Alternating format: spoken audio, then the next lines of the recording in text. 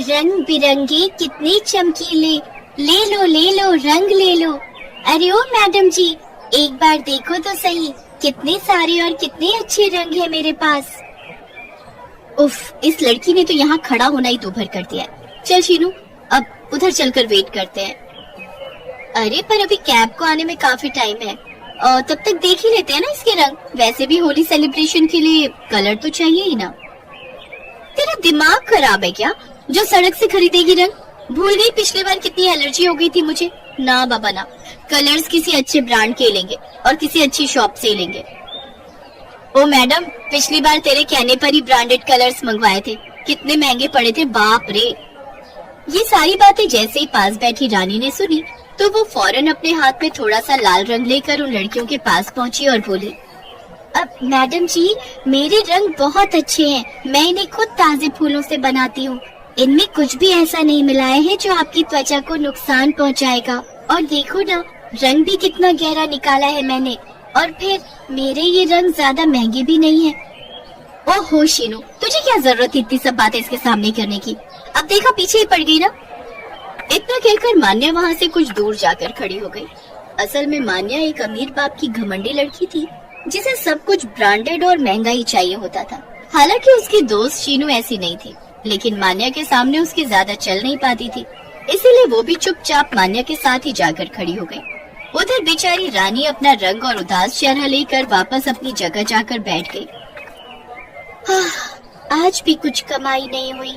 मैंने कितनी मेहनत से ये सारे रंग बनाए थे, लेकिन लगता है मेरी सारी मेहनत पानी में ही जाएगी और ये रंग भी।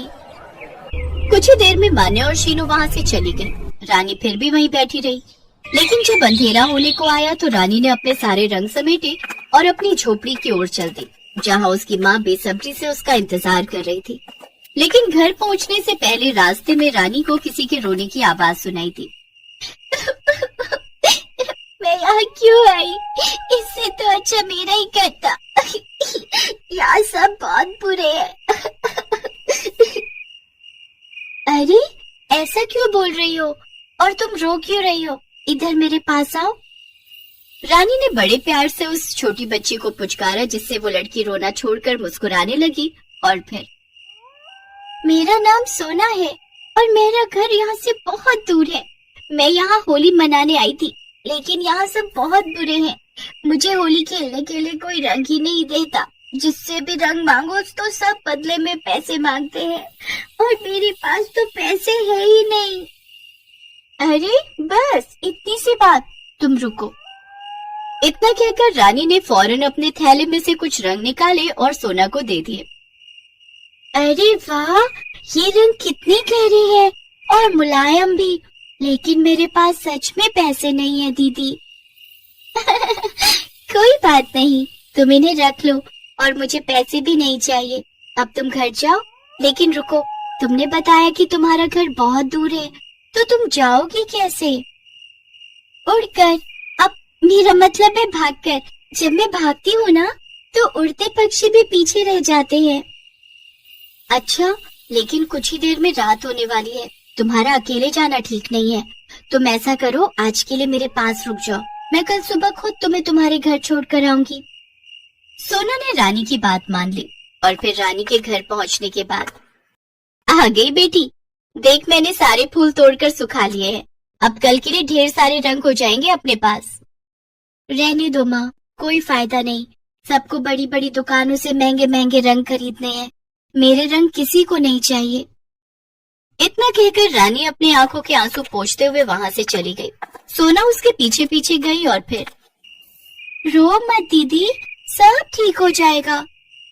कुछ ठीक नहीं होगा सोना, मेरे रंग नहीं बिके तो कुछ ठीक नहीं होगा। दीदी ये लो, ये जड़ी बूटी तुम रख लो, ये मेरी माँ की खास जड़ी बूटी है। अगर इसे अपने रंगों में मिलाओगी तो तुम्हारे रंग जादुई हो जाएंगे, और फिर हर कोई इन्हें खरीदेगा। सोना की बात सुनकर रानी मुस्कुरा दी, और उसने सोना का दिल रखने के लिए वाकई थोड़ी सी जड़ी बूटी को मसलकर अपने रंगों में मिला दिया। और फिर अगले दिन, अरे माँ, सोना कहाँ गई? है सोना? कहाँ है सोना? जल्दी बता, सोना देखे तो जमाना हो गए मुझे। ओफो, असली का सोना नहीं माँ, सोना वो छोटी सी लड़की जो कल मेरे साथ आई थी। हैं? क्या बोल रही है? तेरे साथ तो कोई नहीं था, तूने सपना देखा होगा कोई। रानी को अपनी माँ की बात सुनकर बड़ी हैरानी हुई और फिर जब आसपास काफी ढूंढने के बाद भी उसे सोना नहीं मिली तो वो उसके बारे में भूलकर अपने रंग बेचने वापस मेन सड़क के किनारे पहुंची।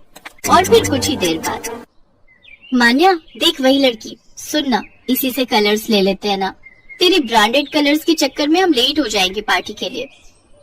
ठीक है, तुझे जो करना है कर, लेकिन खबरदार जो तूने ये सड़क छाप कलर मुझे लगाए तो। एक तो वैसे ही पूरी बॉडी में इचिंग हो रखी है। आहा, मैं तो इस बार किसी को कलर लगाने ही नहीं दूंगी। अच्छा बाबा ठीक है, मैं सबको बोल दूंगी तुझे कोई कलर नहीं लगाएगा, तू यहीं रुक, मैं उससे कलर लेकर आती हूँ।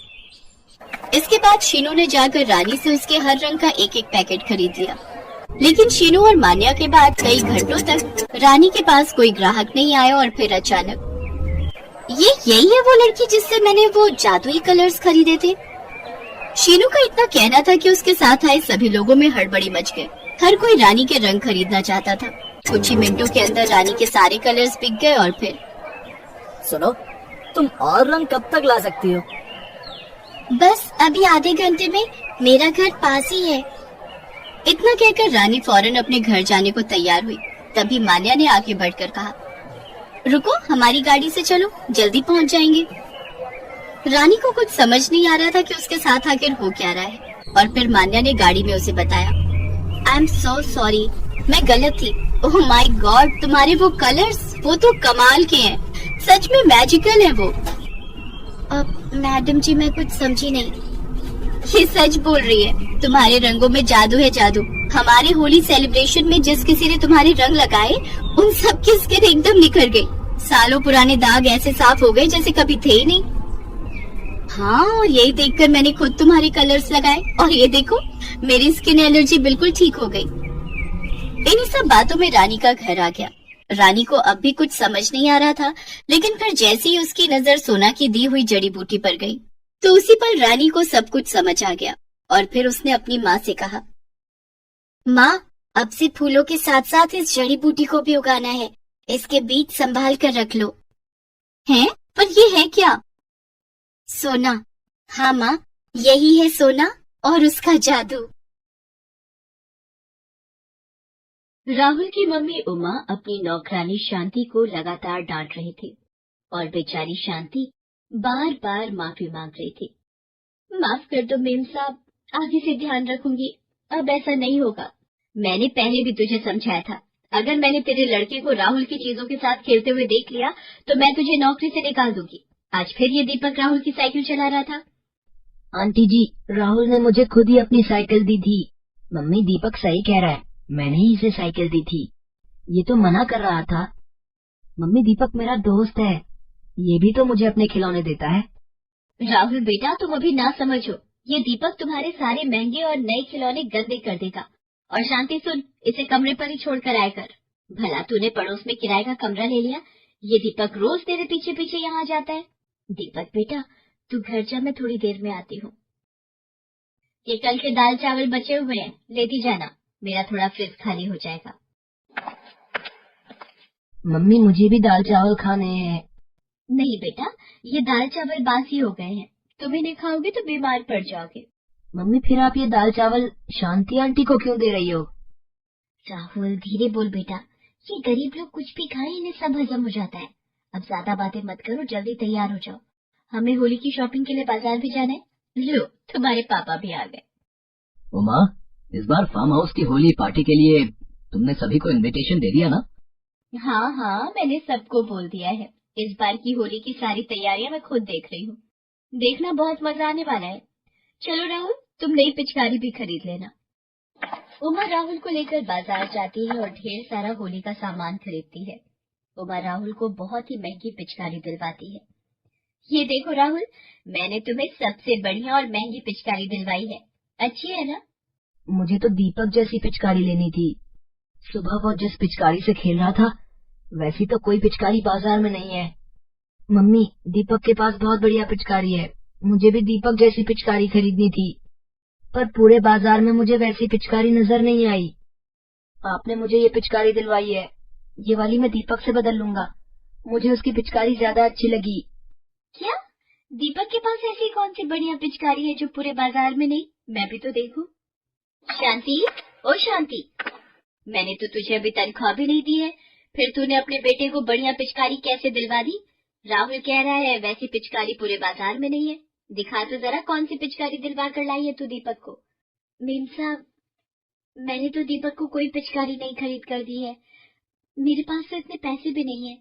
आप सब जानते हो जब आप मुझे तनख्वाह देते हो उसमें से बड़ी मुश्किल से मैं घर का गुजारा ही कर पाती हूँ। मम्मी वो पिचकारी देखो जो दीपक के हाथ में है।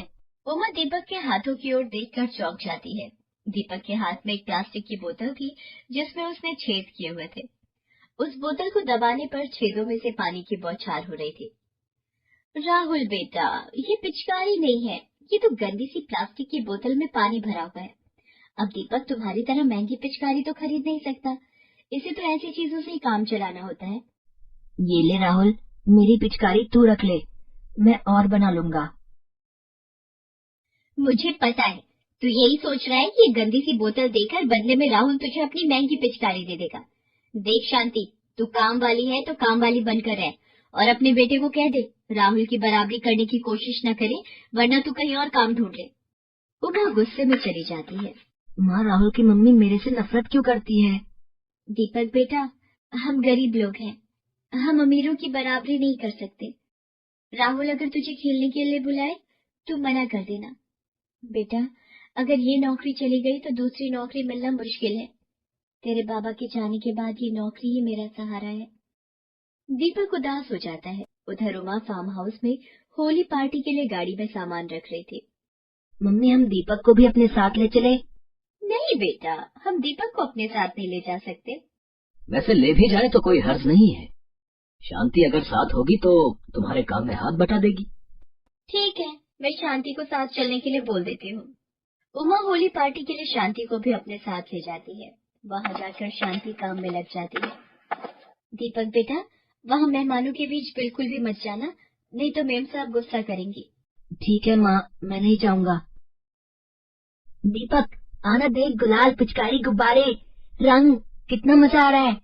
नहीं नहीं, माँ ने मुझे मना किया है, अगर मैंने तुम्हारे साथ होली खेली तो माँ को डांट पड़ेगी। ठीक है, फिर मैं अपने फ्रेंड्स के साथ जाकर होली खेलता हूँ। राहुल पार्टी में आए अपने दोस्तों के साथ होली खेलने लगता है। दीपक दूर खड़ा सब कुछ देख रहा था। सब लोग होली पार्टी का मजा ले रहे थे, एक दूसरे को रंग लगा रहे थे। शांति, वेटर के साथ मिलकर सब लोगों को ठंडाई और गुजिया समोसे सर्व कर दो। अगर मेहमानों को देने के लिए होली की टी शर्ट और चश्मे जो स्पेशल बनवा कर लाई थी वो मैंने राजीव को दिए थे। राजीव, राजीव सुनो। क्या हुआ उमा? आओ ना, एंजॉय करो। क्या काम में लगी हो? आ जाओ। अरे वो होली का बाकी का सामान कहाँ है? वो मैंने स्विमिंग पूल के पास रखवा दिया था। अरे छोड़ो ना, आओ होली खेलो। लगता है मुझे ही लाना पड़ेगा। अब होली खेलते हुए मेहमानों को नहीं दिया तो फायदा क्या? ये ड्राइवर भी नजर नहीं आ रहा। शांति भी मेहमानों को खाना पानी दे रही है। ओ दीपक, इधर आ, जरा मेरे साथ स्विमिंग पूल तक चल। उमा दीपक को अपने साथ स्विमिंग पूल के पास सामान उठवाने ले जाती है। एक काम कर, ये सारे पैकेट और डिब्बे एक साथ उठा ले। आंटी, ये बहुत भारी है, थोड़ा थोड़ा ले जाऊं? नहीं, मेरे पास इतना समय नहीं है, और तेरी माँ को तनख्वाह किस बात की मिलती है? काम करवाने की ना। ये ले उठा। अरे हाथ देखो जैसे बिल्कुल जान ही ना हो। दीपक के लिए उस सामान का वजन भारी था। वो सामान को सिर पर रखकर जैसे ही 2 कदम आगे बढ़ा, सामान सिर से नीचे गिर गया। हे भगवान, कितने डिब्बे पूल में गिरा दिए। बिल्कुल बेकार बच्चा है। एक काम बोला वो भी ठीक से नहीं हुआ। रुक, तुझे भी बताती हूँ। बचाओ बचाओ, कोई बचाओ। आंटी पानी में गिर गई, अब क्या करूं? ये तो डूब जाएगी। बचाओ कोई। आंटी आप घबराओ नहीं, मैं कुछ करता हूँ। यहाँ तो कोई दिखाई नहीं दे रहा, सब पार्टी की तरफ है, क्या करूँ? तभी दीपक को स्विमिंग पूल के पास एक रस्सी पड़ी दिखाई देती है। वो उस रस्सी को एक खंभे से बांध देता है। आंटी, ये रस्सी पकड़ लो, मैं आपको खींचता हूँ। अरे ये कौन डूब रहा है? अब रुको बेटा, मैं आ रहा हूँ। दीपक उमा को रस्सी से खींचने की कोशिश कर रहा था। इतनी देर में गार्ड भी उसकी मदद को आ जाता है। पार्टी को छोड़कर सब लोग उमा के पास इकट्ठा हो जाते हैं। उमा, तुम ठीक हो ना? मैं ठीक हूँ। आज ये दीपक न होता तो शायद मैं डूब जाती। दीपक इधर आओ। आई एम सॉरी बेटा, तुम बहुत अच्छे बच्चे हो। शांति, उमा को कमरे में ले जाओ। उमा, तुम थोड़ा रेस्ट कर लो। मैं ठीक हूँ राजीव, और अभी तो मुझे राहुल और दीपक के साथ होली खेलनी है। क्या सचमुच मम्मी? दीपक भी हमारे साथ होली खेल सकता है? हाँ बेटा, बिल्कुल। आओ दीपक, मैं तुम्हें अपने दोस्तों से मिलवाता हूँ। दीपक को राहुल के साथ खुशी खुशी होली खेलते देख शांति की आंखों में आंसू आ जाते हैं।